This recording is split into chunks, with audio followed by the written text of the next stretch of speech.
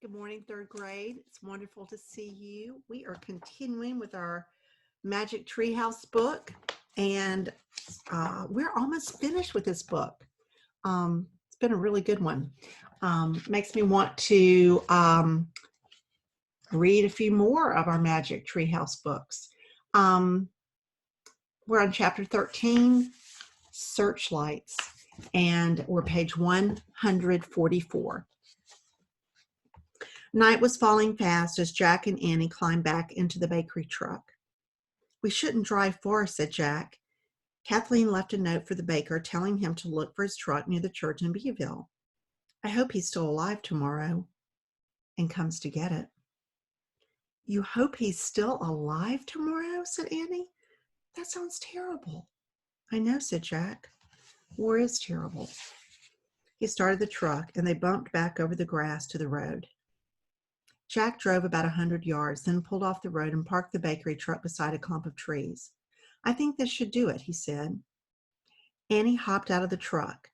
Jack switched off the motor and rolled up his window. Then he climbed out too. "Let's hurry." "Look, Jack." Annie sounded scared. "Look up."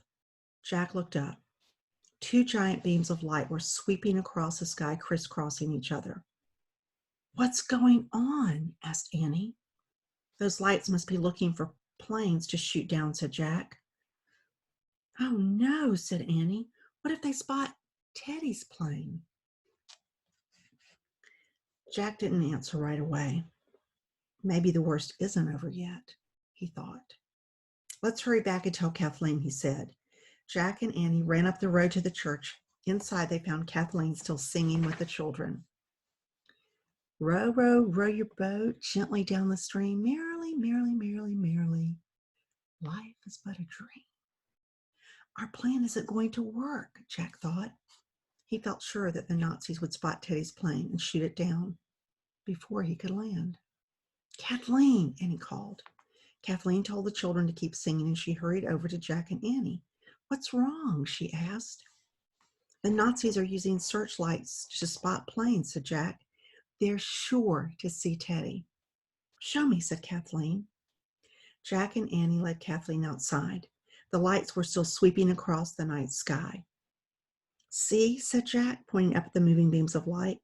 "How can Teddy possibly—" Annie gasped. "Look," she said. "Look at the field." Below the dazzling searchlights, a silver plane sat in the dark field. The gleaming plane was much bigger than a spy taxi. It had a snub-nosed cockpit, a long row of windows, and 4 huge propellers, 2 on each wing.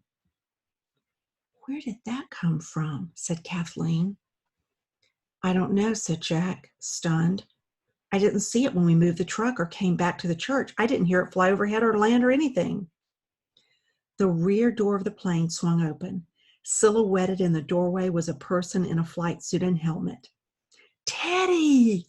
said Annie. "Oh," cried Kathleen. She dashed across the dark field. Jack and Annie ran after her. When Kathleen reached Teddy, she threw her arms around him. Jack and Annie piled on, and they all hugged him at the same time. Everyone was laughing. "I'm so glad you got our messages," said Annie. "So am I," said Teddy. "Do you know that D-Day is tomorrow?" asked Jack. "Yes, I found out today," said Teddy. "With all the preparations for the invasion, I had trouble finding a big enough plane to come for you. But finally, I was able to call upon a friend to help me." "Great," said Annie. "How did the plane land without the searchlights spotting it?" asked Jack. "And why didn't it make any noise?" "I will explain later," said Teddy. "We must act quickly. You have others with you, no?" "Oh, yes, lots of others," said Annie.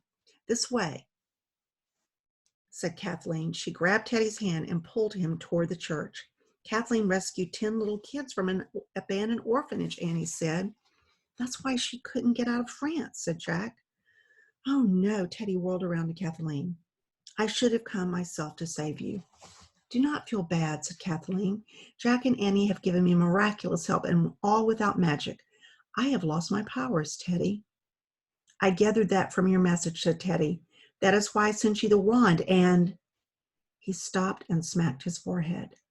"Oh no, I forgot. didn't I?" "You did," said Jack.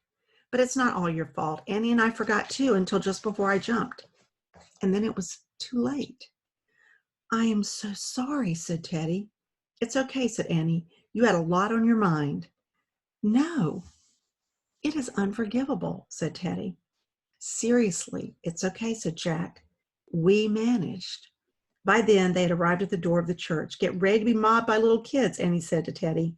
Kathleen led the way inside. "Sarah, Sophie, we are leaving." Led by the two sisters, all the children clambered toward the door of the church.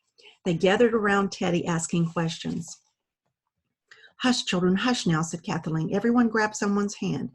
Eddie takes Sophie's hand. Daniel takes Sarah's hand. Leo and Eli, Jack's hands. Marcella and Ella, Annie's hands. Pierre and Solly, Teddy's hands.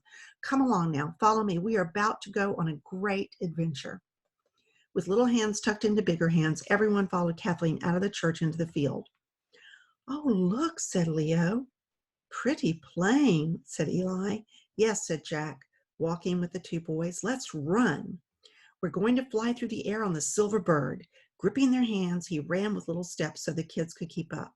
When they reached the plane, Teddy took charge. "Big kids help small kids up the stepladder," he said. Kathleen lifted two preschoolers up to the rear door. Annie climbed up with two more. Sophie and Sarah each helped a smaller child. Jack held on to Leo and Eli and led them up the steps. Boarding last, Teddy squeezed into the passenger cabin with Pierre and Solly. Then he closed the heavy door and latched it. "Sit down, relax, everyone," he said. "We don't have far to go." The little kids laughed and squealed as they scrambled into seats. Some of them jumped into Kathleen's and Annie's laps. Others climbed onto Teddy, all chirping at once. "Wait a minute," said Jack. "Teddy, aren't you going up to the cockpit to fly the plane?" "No. As I said, I called on a friend to help me," said Teddy. "He is the pilot." "Oh," said Jack. "But how did he land without our hearing him? How did he get past the searchlights?" "Explanations later," said Teddy. "I think we're about to take off." He said something else, but his voice was drowned out by kids still asking questions. "Where are we going? Who are you? Is Kathleen your sister?" As Kathleen and Teddy laughed and tried to answer the children, Jack thought that Kathleen was completely her old self again. Her eyes were bright. Her laughter was lighthearted. Jack looked out the window. The searchlights were still combing the dark for incoming planes. So how did the SOE pilot land the plane, he wondered? And how will he take off without being seen?